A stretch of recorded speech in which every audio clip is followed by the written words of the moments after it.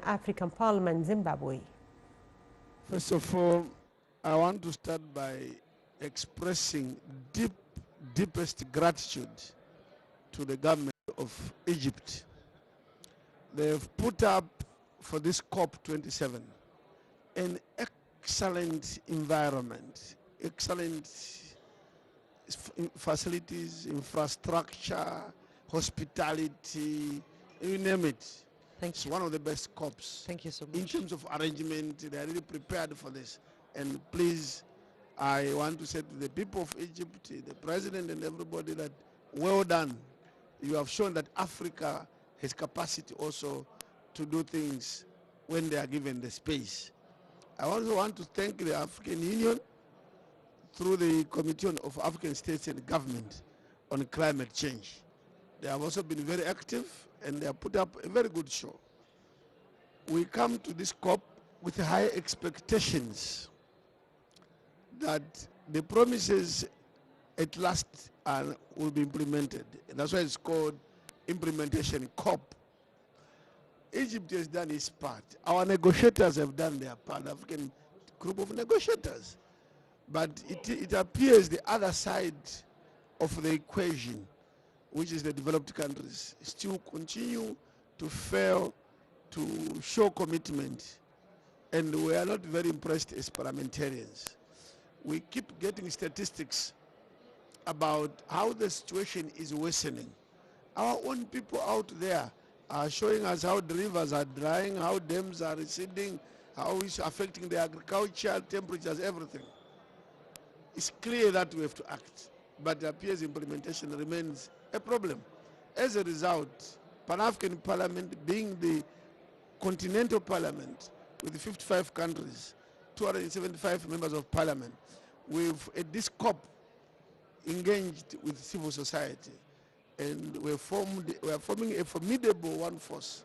Parliamentarian civil society, the other partners, some MPs even in Europe have approached us. We are going from this COP to emphasize on implementation, and we will be very active, very aggressive. We are mobilizing that in March next year, 2023, we are going to call for a grand, biggest gathering of parliamentarians, civil society across the world and others to join us and say, look, implementation remains elusive. Yes, indeed. It remains elusive, it remains a mirage. We're not getting there. Situation is worsening. We are the voices of the people. We are the voices of the people. So Yes, we need now to speak for the people. And in March, we have a big gathering to say, in the view of the failing implementation, first of all, why is implementation failing? And so what do we do beyond the promises of implementation? Why promises are really, or People are our making efforts promises. are going in vain. Yes. The promises are being made nicely and sometimes signed for. When it comes to implementation, almost zero. Indeed. Yes. There is a said that is called "Help me, help you." Yes. They have been saying that we have to reduce our usage of fuel or fossil fuel, and so they can help us to with our resources of renewable energy. How do you view this, and what is exactly, or how Africa can really reduce the usage of fossil fuel at this upcoming stage?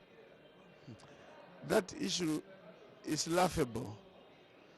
You don't say to somebody, leave what you are holding in your hands, throw it away, and I promise to give you something else. No, you first deliver to me and say, please, drop this and pick this one.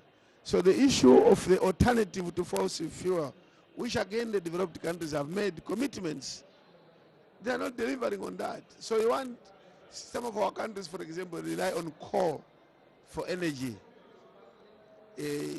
Major economies, even like South Africa, for example, up to more than 90% is coal. And the continent of Africa is mainly the use of coal. Now, when you say leave coal, first of all, it means the whole industry lighting. There's no energy in the country. You switch off the country. Then there'll be no economic activity, there'll be no this, and then how can we rely on these people after you switch off your country and then there's nothing coming? So suddenly there's going to be uprisings. So you're going to cause a lot of chaos in our countries. So first of all, the developed countries have to deliver, as they have said.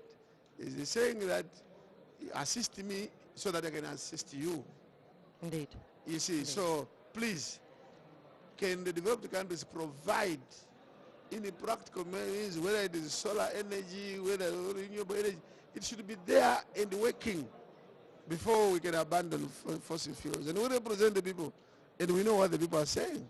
You can't go to the people and say stop and do nothing when they've not seen anything.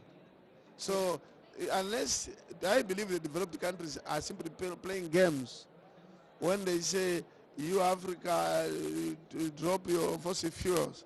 It's a condition they know that it cannot be implemented if they have not provided the alternative. So they just want, it's a way of delaying everything, and then in the arguments, negotiations, when they are protecting their own base and letting Africa continue to suffer under climate change conditions. Your Excellency, here, if you may just give a last word, just in 1 minute, from the African nations to the world, to the developed countries, what would you tell them? The developed countries should stop fighting as governments only now. Let's take this matter to the people. The developed world has shown that we may have another 50, 60 COPs without much progress. We need to be more aggressive. When something gets almost impossible, always you go to the public and say, we are not moving. And we as parliamentarians now are standing up, and we'll see in 2023 that we will work with governments but be more aggressive. Otherwise, the developed countries, I'm a bit pessimistic that under the current arrangements, they will deliver their promises. Your Excellency, Honorable Chief Charumbira, FZ, President of the Pan-African Parliament, thank you so much for being with us and for this interview for Nile TV. Thank you very much. Our Thank pleasure. you, Egypt. Thank you. Well done, Egypt.